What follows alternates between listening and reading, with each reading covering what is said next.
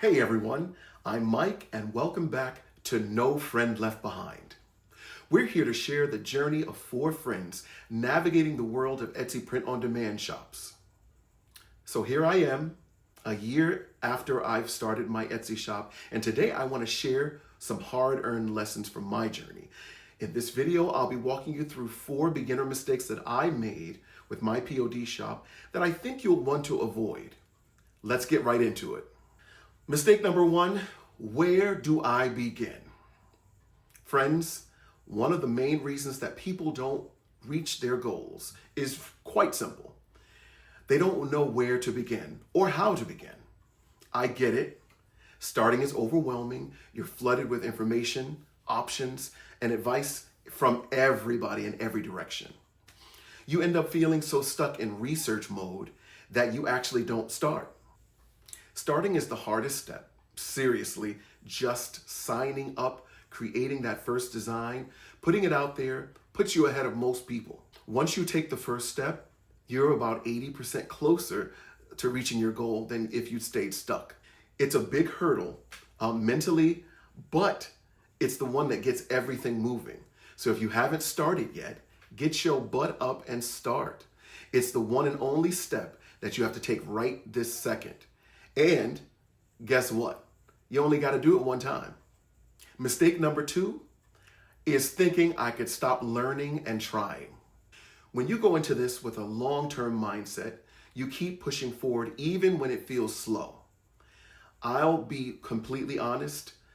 I have hit plenty of valleys where I lost my momentum, and I'm in one right now. There were times I felt overwhelmed, questioning if any of this is worth it, but I keep going.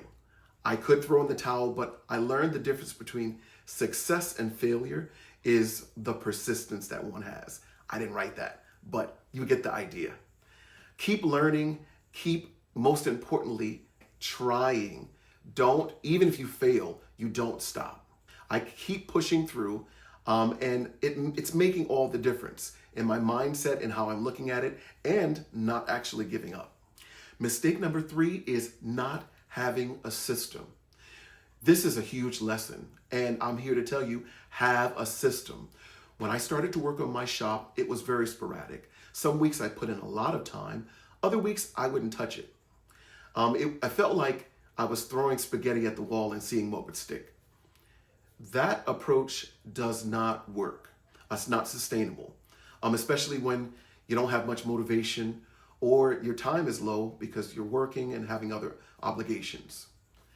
A good system keeps you consistent even when you don't feel like it. You still have a routine that keeps you moving forward when you don't feel like moving forward. I built a process for creating and posting listings that I could follow regularly. More listings means more chances to make sales, and that's something I can control. Having a system helped me increase my output, even on days I just wasn't feeling it. Mistake number four, underestimating the time investment. This is one of the biggest sacrifices that you'll make, your time. Growing a POD shop takes time, no way around it. When I see how much time my friends put into their shops, Shauna being full-time and Lynetta and Shay having jobs and using their off time to really put their work into it, it is amazing to me. I don't have a wealth of time to put into it. But in watching them, it shows me that it does work. It does pay off if you're just persistent and you put that time in. They remind me that this business rewards patience and persistence. There were plenty of nights where I should have been working on my listings, but what was I doing? I'm scrolling through Amazon, looking at stuff that I have no need for or no money for, or watching something on Netflix. I'm sure we can all relate to that. But here's the reality. If you're not willing to put in that time, even when it's tough, you won't be there when things start taking off. Even small, consistent efforts add up over time. So when in doubt, choose to invest that time in your shop, not in foolishness. So there you have it. Those are my 4 beginner mistakes that I made along the way, and I hope they help you on your journey. Starting out is never easy, but if you stick with it, build a system, and keep investing your time, you'll set yourself up for long-term success. If you like this video, don't forget to subscribe and like it. Hit the bell so that you don't miss our updates. And let us know in the comments what's been your biggest hurdle and what are you facing in your POD journey. Let's keep the conversation going in the comments. And as always, no friend left behind. See you next time.